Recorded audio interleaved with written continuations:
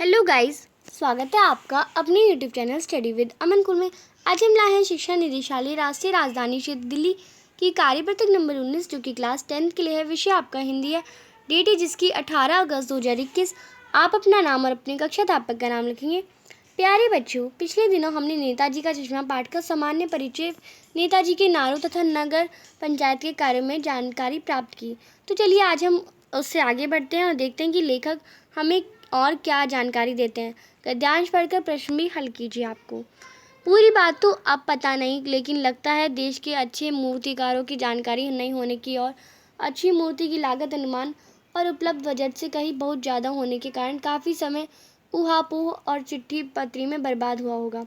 Board की शासन विधि समाप्त होने की घड़ियों में किसी स्थानीय कलाकार को ही अवसर देने का निर्णय किया होगा और अंत में कस्बे के इकलौते डाइंग मास्टर मान लीजिए मोतीलाल जी की को ये काम सौंप दिया होगा, तो जो महीने भर में मूर्ति बनाकर पटक देने का विश्वास दिला रहे थे। जैसा कि कहा जा चुका है, मूर्ति संगमरमर की थी।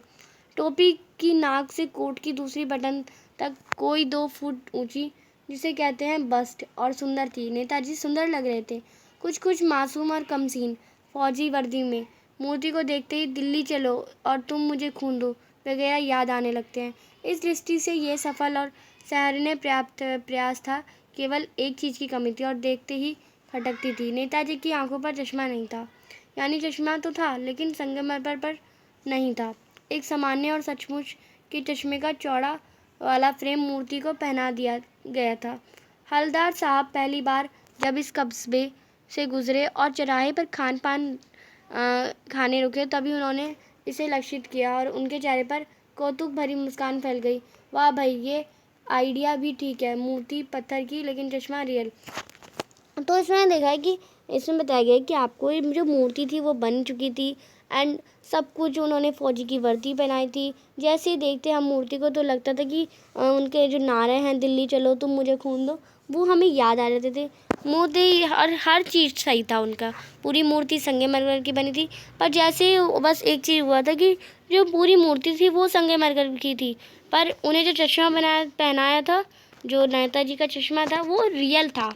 वो संगमरमर का नहीं बनाया गया था। तो जो वहाँ के जो हवलदार साहब थे वो वहाँ से गुजर रहे थे, वो उन्होंने देखा तो मुस्कान आ गई उनके चेहरे पे। वो कह रहे वाह भाई वाह, ये तो आइडिया बहुत अच्छा है। पत्थर की मूर्ति, चश्मा रियल है, तो ये उन्हें अच्छा लगा, पर जो लेखक है उन्हें अच्छा नहीं लगा। अब आइए अपनी जानकारी को परखें। सबसे पहले अपरिचित शब्द आपको दे रखा है कमसीन, यानी छोटी उम्र का। ऊहापोह यानी अनिश्चय की स्थिति में मन में उठने वाला तद्भाव। शासनावधि यानी सरकारी आदेश का समय। रियल यानी वास्तविक। आइडिया यानी विचार। तो यहाँ पे आपको अब कुछ जानकारी, कुछ क्वेश्चन है, उनके आंसर करने हैं। प्रश्न नंबर 1 है, नेताजी की मूर्ति बनाने में देरी के क्या कारण रहे? तो आप इसका आंसर करेंगे अच्छी मूर्तिकार के नहीं मिल पाने तथा धन के अभाव के कारण नेताजी की मूर्ति बनाने में देरी हुई। प्रश्न नंबर 2 है, स्थानीय कलाकार से आपका क्या आशय है? तो आप इसका आंसर करेंगे स्थानीय कलाकार से आशय है उसी स्थान का या आसपास का जब अच्छा मूर्तिकार मिल नहीं पाए और धन अभाव के कारण मूर्ति बनाने का कार्य स्थानीय कलाकार यानी डाइंग मास्टर मोतीलाल को सौंप दिया गया।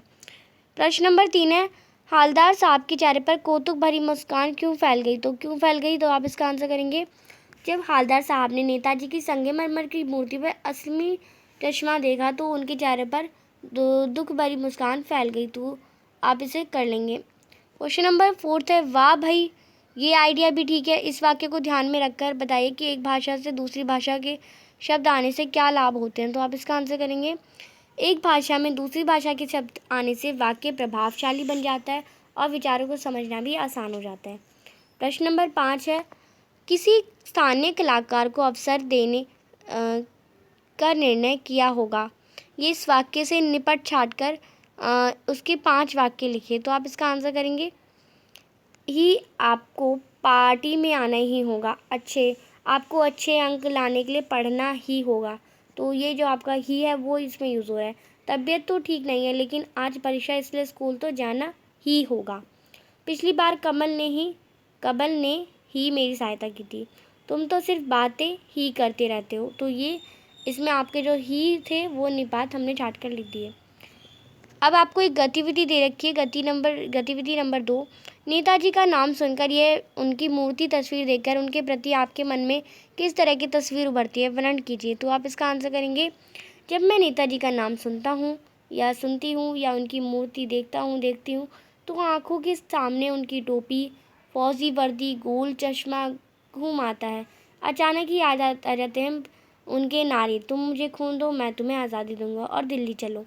इसके अलावा उनके कथन भी अक्सर याद आ जाते हैं, आज हमारे अंदर बस एक ही इच्छा होनी चाहिए, देश के लिए मरने की इच्छा, ताकि भारत जीत सके। तो ये उनके जो सेंटेंसेस है, कथन है, वो भी हमें याद आ जाते हैं। तो ये थी आपकी आज की वर्कशीट।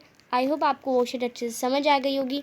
अभी तक आपने मेरे चैनल को सब्सक्राइब नहीं करा है तो प्लीज़ मेरे चैनल को सब्सक्राइब करें और उसके बाद आने वाले बेल आइकन को प्रेस करें, जिससे आपको हर वीडियोस की नोटिफिकेशन टाइम से मिलते रहे। हम आपके लिए इतनी मेहनत करते हैं तो आप एक सब्सक्राइब तो ज़रूर कर सकते हैं। आपके एक सब्सक्राइब से मुझे बहुत खुशी मिलती है।